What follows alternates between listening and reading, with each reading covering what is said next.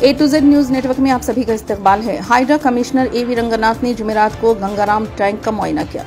जिन इलाकों में गंगाराम झील में मिट्टी भरी जा रही है, इनका मुआयना किया गया। इन्होंने कहा कि तालाब को मिट्टी से भरने वालों के खिलाफ पहले ही मुकदमा दर्ज किए जा चुके हैं।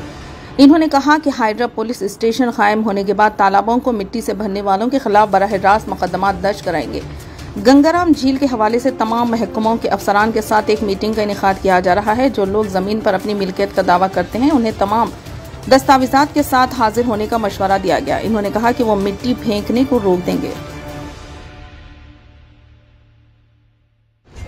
ఇక్కడ చందానగర్ లో ఉన్నటువంటి గంగారం చెరువుని హైడ్రా అధికారుల బృందం అండ్ అట్లానే ఇక్కడ స్థానిక కార్పొరేటర్ గారు ఇంకా ఇతర దీనికి సంబంధించిన ఇతర సభ్యులు అందరూ కూడా ఇక్కడ ఈ ప్లాట్ ఓనర్స్ వాళ్ళందరితో కూడా ఇక్కడ విజిట్ చేయడం జరిగింది.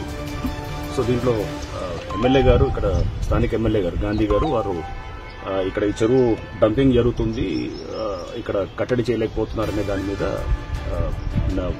ప్రెస్ లో వచ్చిన దాని మీద నేను చూసి ఇది పొద్దున ఎమ్మెల్యే గారితో కూడా మాట్లాడటం జరిగింది. సో మాట్లాడి ఇక్కడికి ఈరోజు అసలు ఏం జరుగుతుంది క్షేత్రస్థాయిలో అనే దాన్ని తెలుసుకోవడానికి వచ్చినప్పుడు ఇక్కడ ఆల్రెడీ ఇక్కడ గతంలో డంపింగ్ చేస్తే కేసెస్ కూడా పెట్టడం జరిగింది డిసెంబర్ 2023.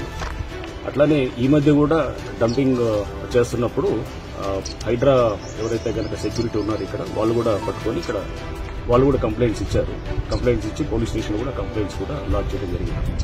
సో ఈ మంత్ లో ఒక 3 రోజుల క్రితం కూడా కంప్లైంట్ ఇవ్వటం, ఆ కంప్లైంట్స్ మీద ఇమీడియట్ గా కేసు కూడా చందానగర్ పోలీస్ స్టేషన్ లో కూడా ఇవ్వటం కూడా జరిగింది.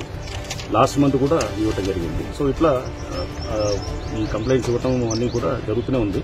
బట్ ఇక్కడ డంపింగ్ అనేది ఆగట్లేదు.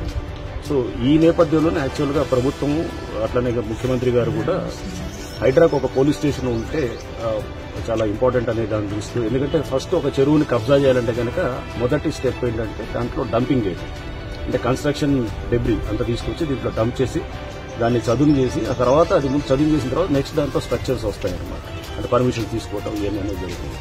సో ఇది ఈ నేపథ్యంలో మేము ఫస్ట్ ఈ డంపింగ్ అనే దాన్ని ఆపడానికి కోసం హైడ్రా పోలీస్ స్టేషన్ రేపు చాలా ప్రధానంగా పనిచేస్తుంది.